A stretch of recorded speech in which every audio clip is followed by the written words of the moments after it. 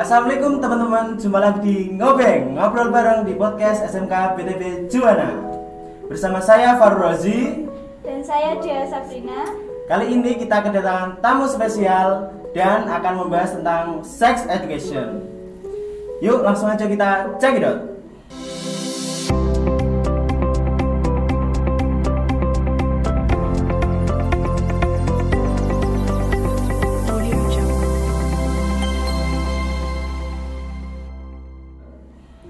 Di sini sudah ada Ibu Wiwit Imbar Mawati dan Dr. Hayuning Tias Hagigi. Maaf, kami panggilnya apa ya, Bu? Panggilnya apa ya? Kakak. Kok boleh? Lebih muda ya. Senang lagi kalau kakak ya. Merasa muda, sebaya ya. Tapi beda generasi. Kakak di BKKBN itu sebagai apa ya? Bisa dijelaskan? Maksudnya sebagai Maksudnya jabatan. jabatannya. Saya Kepala UPT Balai Diklat KKB Pati, Kependudukan Keluarga Berencana Pati. Gitu.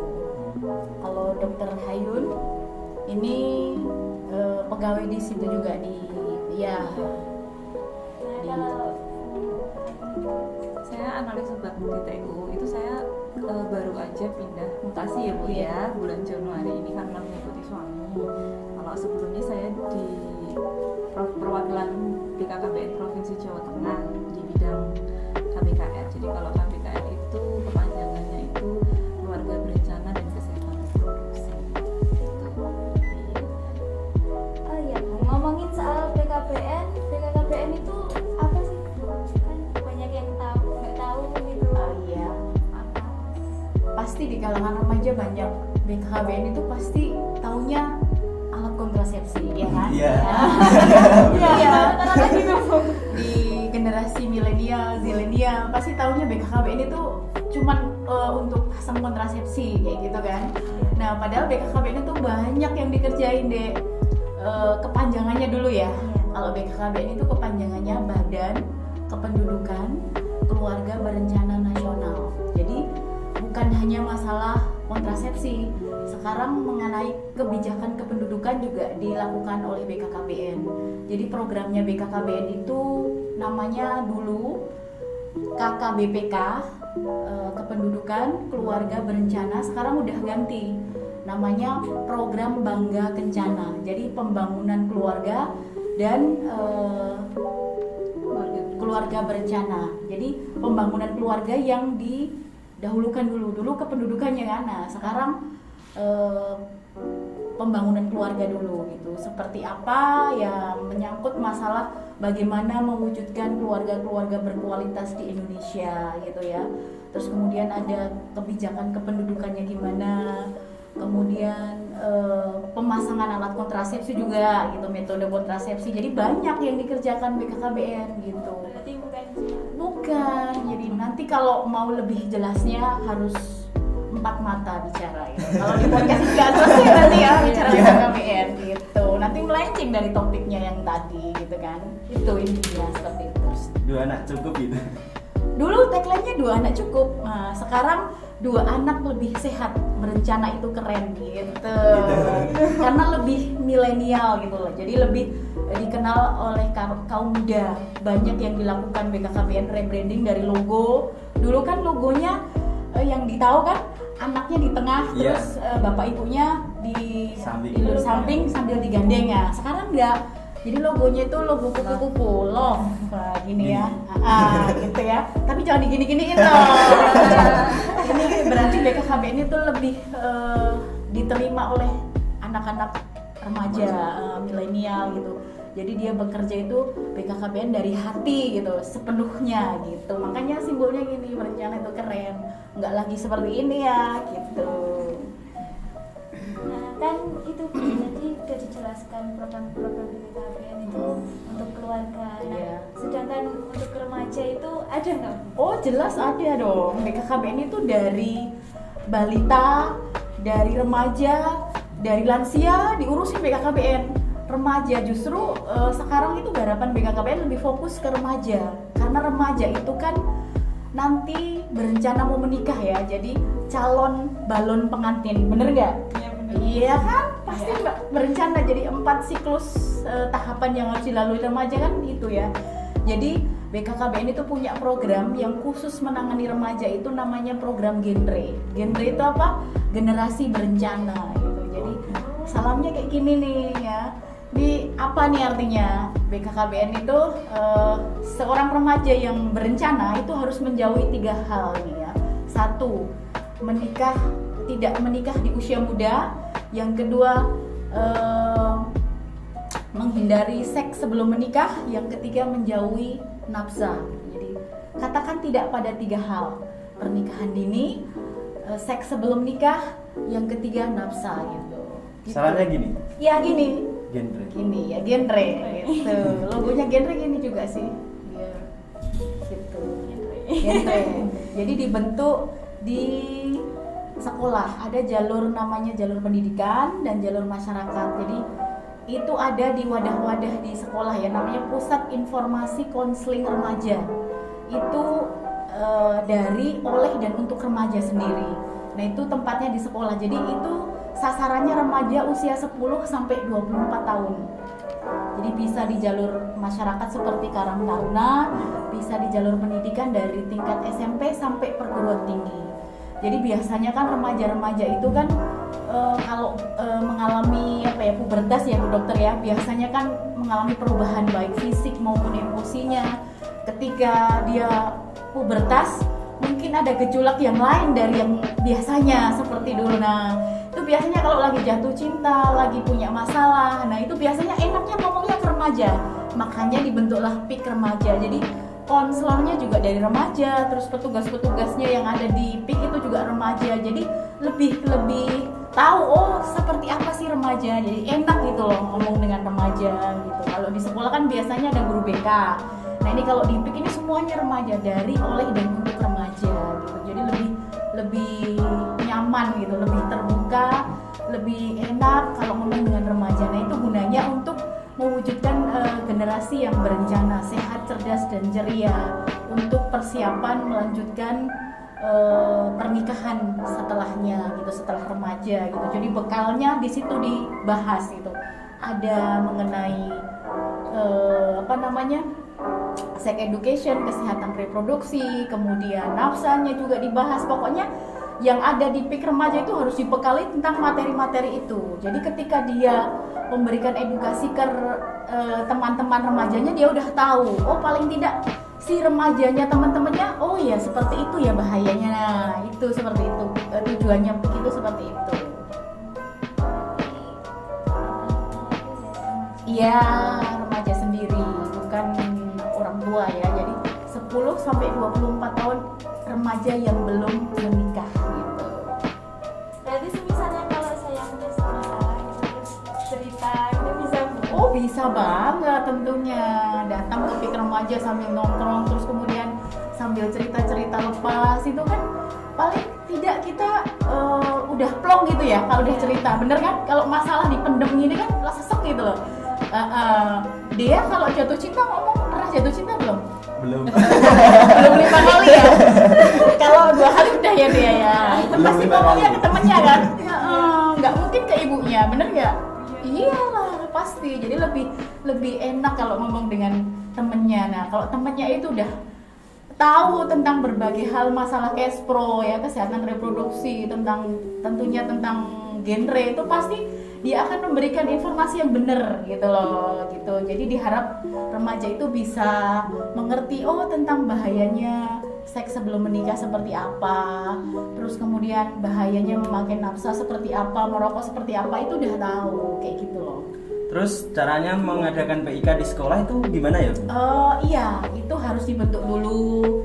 Kemudian nanti setelah dibentuk pakai SK kepala sekolah, nanti kami mendampingi, kemudian diberikan modul-modul, diberi pelatihan, nah baru bisa mengedukasi ke temennya gitu, ke teman-teman di sekolahnya gitu. Dari misalnya nih tiap bulan ngadain pertemuan atau sosialisasi, nah itu bisa misalnya belum mampu, bisa mengundang narasumber dari yang lebih kompeten ya, misalnya BKKBN, kalau yang nafsanya dari badan narkotika boleh. Nah, ketika nanti sudah siap konselornya sama pendidik sebayanya ya, yang di petugasnya PIK itu boleh sendiri. Nanti di kalangan sekolah aja dulu gitu kan. Nah, nanti buka konseling gitu. Nanti ada ruang konseling sekretariat itu untuk sebagai pusat konselingnya gitu. Nanti ya remajanya itu sendiri ya, konselornya ya remaja itu sendiri kayak gitu. Berarti tugasnya itu seperti BK gitu. Iya, kayak BK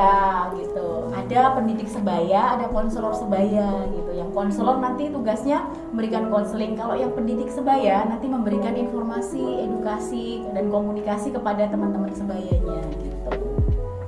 Izin menambahkan sedikit Bu, yang untuk pembentukan itu mungkin yang pertama itu kan adik-adik harus cari dulu teman-teman yang kira-kira tuh punya komitmen yang kuat dan aktif untuk mendirikan PIK remaja ini. Nah, kemudian setelah sudah terbentuk, sudah ada orangnya, kemudian kan izin dulu ke kepala sekolah karena nanti akan ada SK seperti yang dijelaskan Bu Wiwin tadi. Nah, kemudian adik-adik ini setelah terbentuk mungkin punya rencana kerja ya, rencana kerja dulu kegiatannya kira-kira apa. Kalau misalnya belum punya gambaran yang detail mengenai kegiatan, nanti bisa ini deh koordinasi dengan PLKB, PKB di tiap kecamatan itu ada. Ya, jadi nanti bisa menghubungi PKB karena nanti bisa didaftarkan ya Bu ya. Iya. Nanti bisa didaftarkan ketika PKB-nya itu sudah mempunyai sudah tahu oh ini di sekolah ini sudah ada PIK remaja. Nanti kalau ada kegiatan dari BKKBN, sosialisasi ataupun mungkin ada kegiatan dari provinsi ataupun kabupaten yang berkaitan dengan PIK remaja, nanti akan mengajak perwakilan dari sekolah itu. Jadi adiknya ini nanti dibekali keterampilan-keterampilan mengenai tadi pendidikan tentang remaja apa aja, seperti yang tadi disebutkan yang Triap KRR itu ada yang tentang kesehatan reproduksi, terus terhindar dari nafsa dan lain-lain seperti itu. Jadi nanti perlu sekali koordinasi dengan PKB itu. Nanti PKB juga akan berkoordinasi dengan OPDKB atau BKKBN yang tingkat daerah. Kemudian BKKBN tingkat daerah berkoordinasi dengan BKKBN Provinsi Jawa Tengah. Jadi ada pencatatan pelaporannya juga dalam setiap kegiatan. Seperti itu ya Bu ya. Berarti seperti ikut mensosialisasi gitu ya? Iya. Nanti kalau sudah dibekali kan adiknya sudah punya informasi, pengetahuan. Jadi ketika dia menjadi konselor untuk teman-teman sebayanya, dia akan memberikan konseling yang benar gitu. Jadi tidak melenceng. Salah satunya PIK remaja ini kan supaya teman-teman yang mempunyai permasalahan tentang remaja, pubertas misalnya ya, itu tidak mencari informasi-informasi yang salah. Dan nanti kalau dia mendapatkan informasi yang salah, ditakutkan nanti malah menyimpang dari kaidah-kaidah yang seharusnya seperti itu sih. Salah satunya itu tujuannya. Gitu. Nah, tadi kan udah dijelaskan tujuannya untuk mencegah nafsa. Nah, nafsa itu apa ya Bu? Nafsa itu sejenis kayak narkoba ya, intinya adalah obat narkotik yang dia itu apabila digunakan dengan tidak sesuai indikasi itu akan menyebabkan ketagihan. Dan kalau misalnya sudah ketagihan itu akan mengganggu sistem kerja tubuh. Nah itu. Jadi kalau nafsa sebenarnya itu bisa menjadi obat, tapi harus sesuai indikasi dan dosis. Gitu. Kalau biasanya orang-orang yang penyalahgunaan nafsa itu kan ini ya dia mencoba-coba tanpa sesuai dengan aturan pakai, kemudian sekalinya dia mengonsumsi itu terus nanti dia akan tambah lagi dengan dosis yang makin maksimal, tambah terus, akhirnya nanti ketergantungan dan overdosis. Nah itu yang ditakutkan itu. Dan kalau misalnya sudah overdosis itu banyak dampak negatifnya, kayak kurang fokus, kurang belajar, dan nantinya tidak menjadi remaja yang berkualitas gitu. Mungkin ada tambahan Bu? Iya, udah kalau dokter yang jelasin udah gitu ya. Jadi intinya itu tadi bisa bermanfaat asal dipakai secara dosis yang benar. Tapi kalau sudah dipakai yang berlebihan, nah itu jadinya tidak bermanfaat lagi gitu, malah bahaya untuk tadi organ tubuh ya. Jadi bermasalah nanti kalau dipakai selalu gitu. Oke teman-teman, kali ini kita akan memasuki sesi terpanas pada topik hari ini. Sesi terhot. Nah, langsung saja kita ke pertanyaan selanjutnya. Kak, pendidikan seks itu dimulai sejak kapan sih? Kalau pendidikan seks itu sebenarnya dari kecil ya, umur 2 tahun itu harusnya udah pendidikan seks ya. Jadi kadang-kadang orang tua ya seperti saya, seperti ibu dokter itu kadang-kadang merasa tabu kalau membicarakan seks. Sebenarnya pendidikan seks itu harusnya umur 2 tahun itu sudah diberikan pendidikan ya. Contoh hal kecil ya, misalnya tentang kok ada laki-laki, kok ada perempuan. Nah itu harusnya udah dijelasin karena sesuai dengan takdir ya, kodratnya dari yang maha kuasa itu umur 2 tahun itu masa oral, kemudian masa anal, baru masa genital ya. Jadi ketika bayi umur 6 bulan ya, 6 bulan itu sudah semua barang-barang yang ada di depannya pasti dimasukin ke mulut ya kan.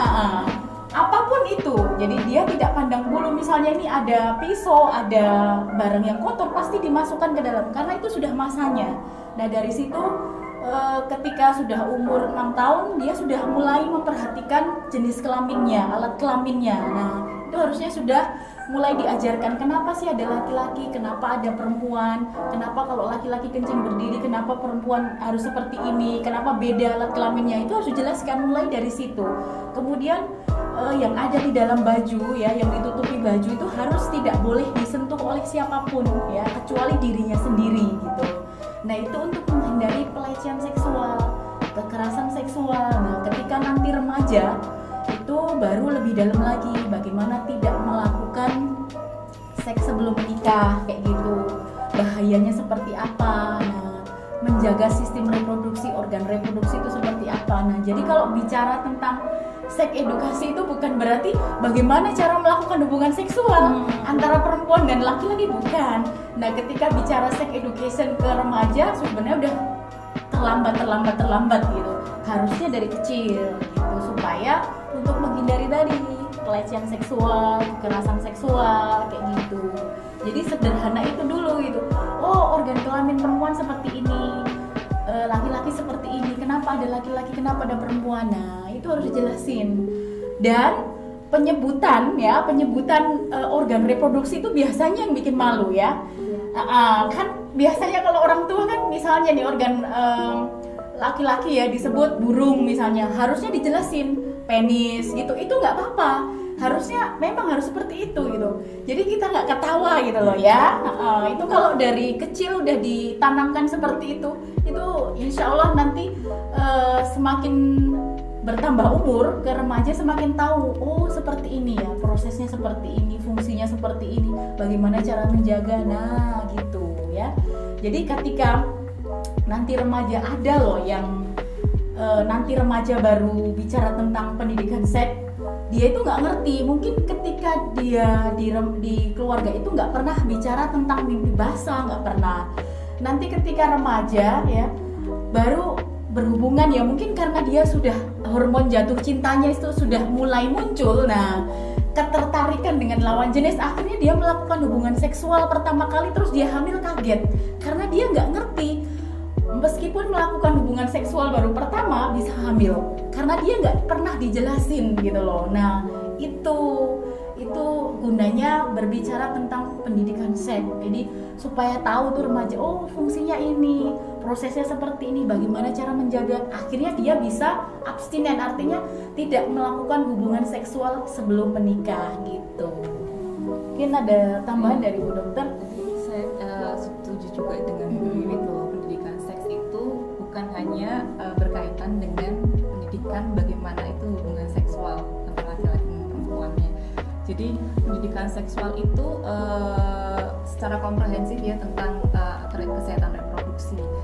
Jadi dari mulai kecil, dari 0 sampai 3 tahun pun bisa diajarkan tentang pendidikan seksual. Misalnya kalau kecil ya 0 sampai 3 tahun itu kita bisa mengajarkan cara buang air besar itu gimana, cara buang air kecil itu di mana, harus di kamar mandi gitu. Kemudian jadi intinya adalah pendidikan seksual itu harus diberikan secara dini dengan tingkatan umur tertentu. Jadi sesuai dengan umur tertentu.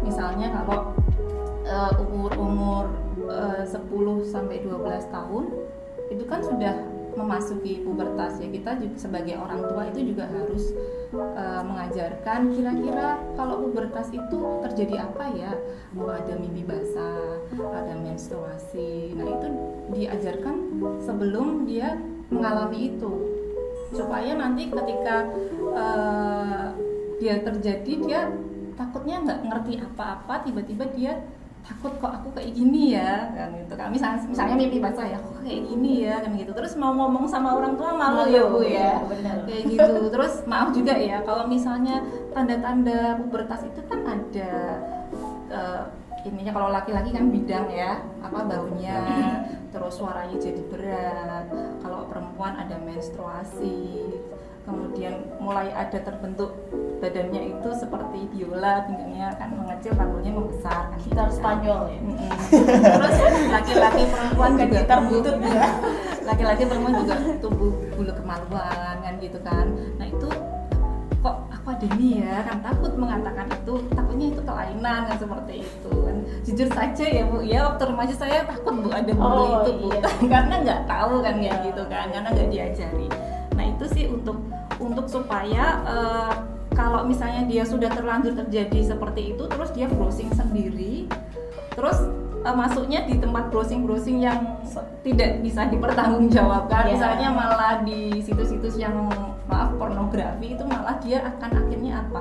Kalau remaja itu kan pengen coba-coba ya, takutnya malah mencoba-coba, akhirnya tadi begitu dia mencoba berhubungan seksual pertama kali malah hamil, dia nggak ngerti apa-apa, tiba-tiba terjadi seperti itu. Jadi intinya adalah tujuannya supaya tadi tidak terjadi pelecehan, yang kedua adalah supaya dia mendapatkan informasi yang benar dari orang-orang yang terdekat, dari orang-orang yang mempunyai informasi yang baik. Jadi sebagai orang tua nantinya adik-adik ini perlu sekali yang namanya pendidikan parenting ya, bagaimana caranya kita bisa memberikan, salah satunya memberikan edukasi pendidikan kesehatan yang seks edukasi itu dengan yang benar, dengan kata-kata yang benar sesuai dengan umur gitu. Terus ngomong-ngomong soal hamil di luar nikah nih ya, itu untuk usia nikah itu minimalnya berapa? Ada ketentuannya nggak? Di BKKBN ada ya Bu? Iya, kalau BKKBN tentunya karena generasi berencana, jadi semuanya harus perlu perencanaan. Kalau BKKBN itu minimal loh, bukan maksimal loh. Ingat minimal. Usia ideal menikah itu minimal kalau perempuan itu 21 tahun. Kalau laki-laki 25 tahun. Jadi secara fisik dan mental itu sudah siap untuk melanjutkan ke jenjang pernikahan gitu loh. Jadi kalau nanti sesuai secara fisik, nah itu perempuan sistem dan organ reproduksinya itu sudah siap untuk dibuahi dan melahirkan gitu. Jadi panggulnya juga sudah sempurna. Kalau sebelum usia 20 tahun itu panggulnya belum sempurna ya Dok ya, baru 9 cm. Nah, kepala bayi kalau keluar dari rahim si ibu kan harusnya 10 cm. Nah, itu kalau baru 9 terus mau melahirkan belum 10 ya, belum harusnya 10 cm. Nah, ini kan pasti sempit. Nah, kalau sempit dipaksa akhirnya pendarahan, nah bisa terjadinya kematian ibu dan bayi gitu. Kemudian BKKBN ini baru in-nya ya, jadi program prioritas nasional. Ini pencegahan stunting. Nah, BKKBN ini ditunjuk sebagai ketua koordinator pencegahan stunting. Ternyata dari survei dan penelitian, jadi bayi yang lahir beresiko stunting itu terjadi yang paling banyak adalah di usia menikah di usia dini, di bawah usia 20 tahun. Kebanyakan bayi yang lahir stunting itu karena faktor pernikahan dini gitu. Tahu nggak stunting itu apa? Nggak tahu ya? Tapi pernah dengar nggak? Pernah. Sejenis apa gitu? Makanan atau apa gitu? Sepengetahuannya Dea sama Rozi. Kalau saya sih tahu gitu Stunting. Kayak Penyakit, tapi penyakit apa nggak tahu. Nah, stunting itu adalah kondisi gagal tumbuh ya dari anak usia 0 sampai 2 tahun ya akibat kekurangan gizi secara kronis ya, baik otaknya ataupun fisiknya. Jadi gagal tumbuh baik otak maupun fisik. Ini akibat dari kekurangan gizi secara kronis. Jadi kronis itu kan berkepanjangan. Jadi dia bukan hanya pendek, tetapi otaknya juga lambat berpikir, kemudian dia suka sakit. Nah, ini biasanya kalau bayi-bayi begini kan tidak produktif ya.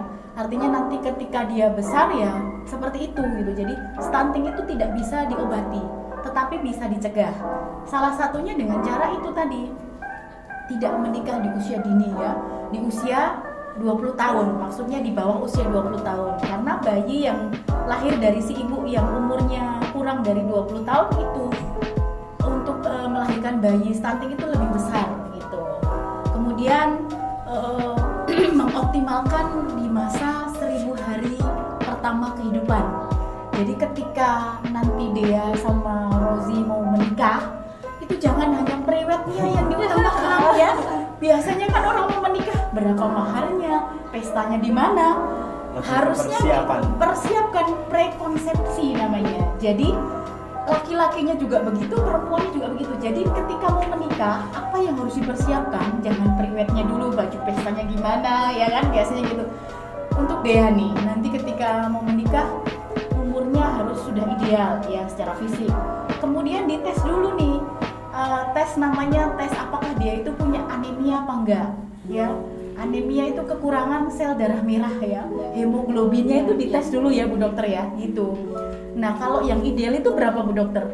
Kalau perempuan 11. 11. Nah, kalau kurang dari 11, makanya 3 bulan sebelum menikah itu harus di screening dulu, tes dulu hemoglobinnya sudah 11 belum. Kemudian lingkar lengan atas. Ini kalau belum sampai 23,5 cm, jangan dulu menikah. Nanti kalau menikah nanti bisa lahir bayi stunting, beresiko lahir bayi stunting. Nah, seperti itu baru tahu kan? Baru tahu. Jadi bukan hanya tes suntik TT ya, itu juga harus dites dulu. Kemudian si Rozi, nanti kan jadi bapak nih ya. Yeah. Nah, itu 70 hari sperma itu harus berkualitas, gitu. Jadi tidak boleh merokok gitu ya, tidak boleh makan konsumsi makanan yang tidak sehat. Nah, karena ini akan menciptakan generasi baru ya. Jadi bukan bengkelnya yang diperbaiki, tapi pabrik SDM, pembuat SDM yang harus diperbaiki gitu. Jadi si ibunya sehat, kemudian calon bapaknya juga sehat, kemudian ketika nanti hamil, pola asuhnya, faktor gizinya, nah itu penting juga asupan gizinya, kemudian sanitasi ya, kemudian ketika nanti bayi berusia 2 tahun sampai usia 2 tahun itu dimaksimalkan. Misalnya nih di Pati ini kan banyak di Juanda ya, apalagi kan banyak ikan nih ya, banyak ikan nelayan. Nah biasanya nih kalau mancing atau cari ikan yang bagus-bagus dijual, yang jelek dimakan ya kan? Tapi kalau ibunya hamil ya makan yang bagus-bagus dulu, itu bapaknya ngalah dulu lah. Jadi si ibunya yang hamil ini yang makan vitamin, yang makan ikan banyak, protein banyak, karena dia baru hamil gitu loh, untuk melahirkan generasi baru. Jadi harus berkualitas benar. Nanti ketika sampai 2 tahun itu pengasuhannya maksimal dari asah, asih, dan asuh, nah itu sudah maksimal, boleh. Jadi artinya sudah maksimal pertumbuhannya baik fisik maupun otaknya gitu. Nanti ketika tidak maksimal 1000 hari pertama kehidupan, 1000 hari pertama kehidupan itu 9 bulan dalam kandungan sampai bayi umur 2 tahun, itu harus maksimal. Nah ketika itu pengasuhannya lepas atau asuh tidak maksimal, nah itu beresiko bayi stunting gitu. Jadi kalau dia dinyatakan stunting, itu sudah tidak bisa diobati ketika dia sudah umur 2 tahun. Makanya 1000 hari pertama kehidupan itu penting ya, dari calon mau nikah tadi sampai nanti dia hamil, sampai anaknya umur 2 tahun. Nah ketika nanti 2 tahun dia dinyatakan stunting, sudah nggak bisa diobati ya. Makanya harus dimaksimalkan di pencegahannya itu 1000 hari pertama kehidupan tadi, dari calon pengantin, kemudian ibunya hamil, sampai anak usia 2 tahun gitu. Kalau stunting itu bisa Apa? kayak misalkan anak pertama kan terkena stunting gitu. Terus anak kedua itu ada resiko terkena atau enggak? Iya, bisa. Kalau di pengasuhannya itu ya, ASI asuh 1000 hari pertama kehidupan itu nggak maksimal, bisa jadi. Jadi stunting itu bukan penyakit turunan ya, bukan. Jadi dia berbeda dengan kayak Down syndrome. Down syndrome itu yang matanya kayak Chinese ya, antara telinga dan ini itu sejajar. Itu IQ-nya di bawah rata-rata. Itu bukan beda stunting ya. Stunting itu pendek kerdil ya, dan otaknya juga lambat. Dia bisa berpikir, cuman lambat banget gitu, lemot gitu ya istilahnya, lambat loading ya. Gampang ya gitu. Ngomong-ngomong soal stunting, tadi kan kita perlu edukasi gitu. Terus siapa yang harus mengedukasi kita agar tahu gitu? Ya, paling tidak ya dari, kan banyak sekarang berbagai media ya, stunting itu apa, gimana cara pencegahannya. Kalian kan sudah tahu ya, tadi udah jelaskan apa yang harus dipersiapkan sebelum menikah. Nah, itu salah satu juga pencegahannya. Jadi persiapan prekonsepsi tadi ya, bukan pre-wed-nya tapi prekonsepsinya. Kemudian setelah menanti hamil, persiapannya gimana. Nah, itu dibahas juga di genre itu ya. Namanya penyiapan kehidupan berkeluarga bagi remaja. Itu ada memang topiknya khusus tentang penyiapan itu. Di situ ada juga materi tentang pencegahan stunting. Nah, nanti tentunya yang nanti siap itu ya Bu Dokter, yang siap untuk menjadi anggota PIK harus tahu itu nanti. Siap. Nanti diberi pelatihan khusus tentang pencegahan stunting. Apa peran remaja untuk mencegah stunting? Gitu ada. Jadi mengedukasi bagaimana, minimal untuk dirinya kita sendiri dan lingkungan di sekitar kita ya, seperti itu. Jadi supaya tahu gitu loh, oh ternyata stunting itu bisa dicegah gitu loh. Kalau tahu gini, kenapa aku nggak maksimal kemarin gitu? Akhirnya yang ada menyesal ya. Iya. Menyesal pasti di belakang ya. Kalau di depan namanya pendaftaran ya. Kalau terjadi stunting itu kan pasti orang tua itu kayak stres gitu, khawatir gitu. Iya. Itu cara mengatasinya. Biar gak takut lagi punya anak. Oh gitu. Ya gini. Kalau sudah dinyatakan stunting itu berarti kan sudah irreversible, artinya sudah paten ya. Ya kita bagaimana caranya untuk memperbaiki tata laksana, maksudnya tata laksana itu pengasuhannya gitu aja. Tapi tetap nggak bisa sembuh dan diberitahu bahwa itu penyakit stunting itu bukan penyakit gitu. Jadi bisa dicegah dengan mengedukasi tadi ya. Jadi orang tuanya diberikan informasi yang benar, itu bukan penyakit keturunan. Taunya nanti, oh kalau nanti punya anak lagi stunting lagi gitu. Takutnya kayak apa Bu Dokter yang penyakit ayan itu apa namanya? Epilepsi kayak gitu, terus diturunkan enggak seperti itu. Jadi diberikan informasi yang benar gitu. Itu termasuk peran juga remaja gitu kan, memberikan informasi yang begitu. Jadi supaya masyarakat tahu dan BKKBN giat-giatnya memberikan edukasi tentang itu. Jadi kita membentuk namanya tim pendamping keluarga. Jadi kita kan fokusnya ke keluarga. Jadi yang kita gandeng itu ada bidan, kemudian ada PKB, PKK, nah itu. Jadi semuanya 3 orang tadi gencar untuk sosialisasikan pencegahan stunting. Dimulai dari balon tadi, balon pengantin, bakal calon pengantin, ya kan? Balon ya. Jadi bukan hanya di pilkada aja ada balon. Ternyata pengantin juga ada balonnya juga ya. Jadi 3 bulan sebelum menikah itu harus di screening dulu. Nah itu tugasnya tim pendamping keluarga tadi.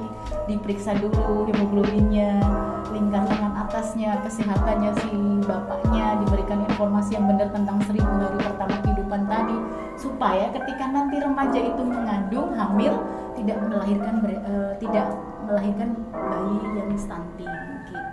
Di BKKBN juga ada ini loh Dek, apa namanya, aplikasi L-Simil. Ya, L-Simil. Jadi itu aplikasi untuk calon pengantin. Elektronik ya. Siap nikah dan hamil. Jadi itu aplikasi kayak misalnya kesiapan untuk menikah itu harus diisi oleh balon tadi diisi. Ketika itu ada pertanyaan diisi sesuai, nanti ada konklusinya, ada kesimpulannya. Nanti kalau merah, itu yang perlu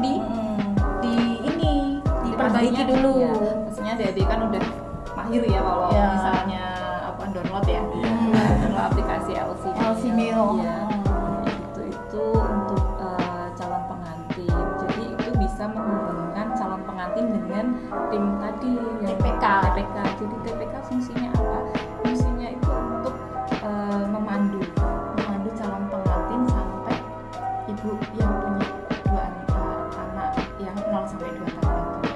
Jadi benar-benar diawasi gitu ya dari calon pengantin sampai apakah calon pengantin itu sudah siap hamil atau enggak. Kalau misalnya belum siap hamil kok tadi lingkar lengan itu kan kurang penulis anemia. Kalau misalnya itu nanti tim pendamping keluarganya bisa tahu dari aplikasinya itu.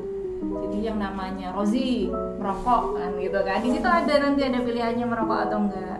Dia merokok, berarti nanti tim pendamping keluarganya nanti bisa chat ke Rozi itu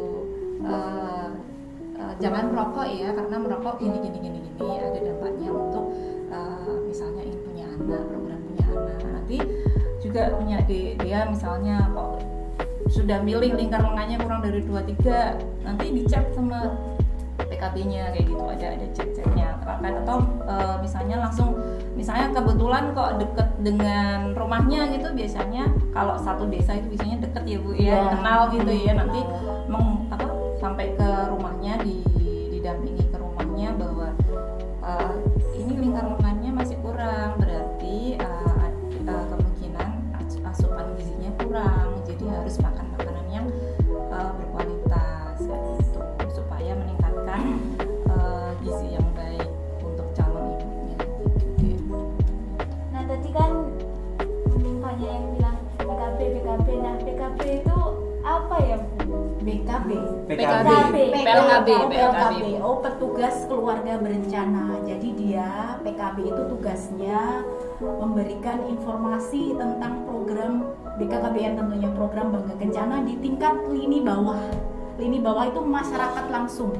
Jadi PKB itu yang menginformasikan, mengedukasi ke masyarakat tentang pencegahan stunting, tentang pemasangan alat kontrasepsi ya, penggunaan itu tentunya dengan nanti dia memberikan informasi, tapi yang melakukan pemasangan alat kontrasepsi tentunya yang berkompeten seperti bidan, dokter. Mereka hanya ini apa-apa saja pilihannya seperti itu. Terus diajak masyarakat untuk menjaga kelahiran ya, mengatur jarak kelahiran begitu. Kemudian tentang pencegahan stunting, kemudian tentang kependudukan, bahayanya seperti apa ini pokoknya beliau atau PKB itu memberikan informasi tentang program Bangga Kencana, pembangunan keluarga, kependudukan dan keluarga berencana. Intinya itu ujung tombaknya BKKBN di lapangan. Yang di lapangan itu setiap kecamatan ada. Itu seperti ini adik tadi yang kalau misalnya mau buat mendirikan Bik Remaja ya hubungannya sama PKB juga. Nanti kalau misalnya ada yang pengen kontrasepsi, pengen tahu tempatnya pelayanan kesehatannya di mana ya nanti PKB juga bisa, salah satunya bisa. Selain bidan, misalnya di tempat terkecil misalnya ya itu dia nggak tahu, nggak punya akses untuk ke tempat pelayanan kesehatan, nanti bisa menghubungi PKB juga gitu. Atau informasi mengenai pengetahuan tentang kontrasepsi itu juga selain bidan atau tenaga kesehatan juga bisa PKB, karena semua program KB ya Bu ya, semuanya di-sharing ke PKB supaya PKB ini karena dia tugasnya di lapangan mempunyai kewajiban untuk sharing ke semua masyarakat binaannya, mengedukasi. Jadi PKB itu punya desa binaan, nah seperti itu. Berarti sudah ditempatkan gitu. Di desa desa, kecamatan, pokoknya ada petugas keluarga berencana.